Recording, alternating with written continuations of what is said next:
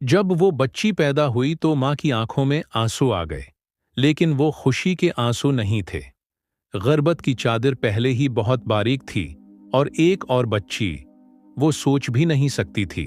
बाप ने बस खामोशी से हाथों पर नौज़ायदा को लिया, उसके नन्हे हाथों को चूमा और आसमान की तरफ देखकर कुछ कह दिया। शायद दुआ थी, शायद शिकायत। किसी ने सुना नहीं। घरों के कोने जब चुपचाप सिसकियां सुनने लगें तो बच्चों की हंसी भी छप जाती है। इस घर में भी ऐसा ही था। बच्ची का नाम आमना रखा गया। वो बड़ी हुई तो खामोश सी, मासूम सी, हर वक्त अपनी मां की आंखों में सवाल लेकर झांकती रहती।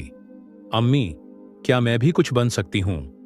मां हंसकर कहती, क्यों नहीं बेटा, बस दुआ मांगती रहो। आमना की दुनिया छोटे से कमरे, मदरसे की पुरानी किताबों और अपनी मां की हथेलियों के दरमियान समट गई थी। स्कूल जाना ख्वाब था, यूनिफॉर्म, बस्ता, चमकते जूते, ये सब दूसरे बच्चों के लिए थे।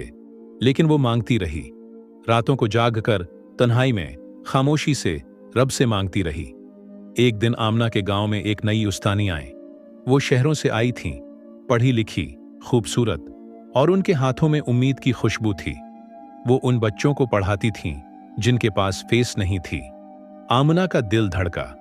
वो दब्बे कदमों उनके पास गई, नजरें झुकाएं और धीरे से बोली, मैं भी पढ़ना चाहती हूं। इस्तानी ने उसके सर पर हाथ रखा और कहा, तुम जरूर पढ़ोगी। फिर दिन बदले। आमना को पुराने कागजों पर नए लफ्ज मिलने लगे। इसके चेहरे पर रोशनी सी उतरने लगी। मां की आंखों में पहली बार वो चमक दिखाई दी जो बरसों पहले कहीं छिप गई थी। वक्त गुजरता गया, दुआएं बढ़ती गईं और आमना पढ़ती गई। कई बरसों बाद इसी गांव के स्कूल में एक तकरीब थी। बच्चों के दरमियान एक नौजवान औरत खड़ी थी, नकाब में, लेकिन आवाज में खुद एतमादी थी। वो सब बच्चों को इल्म की रोशनी बांट रही थी। वो आमना थी, वही जो कभी खामोशी में रब से कुछ मांगा करती थी। इस दिन जब वो मां के पास वापस आई, उसके हाथ में तनख्वाह का लिफाफा था।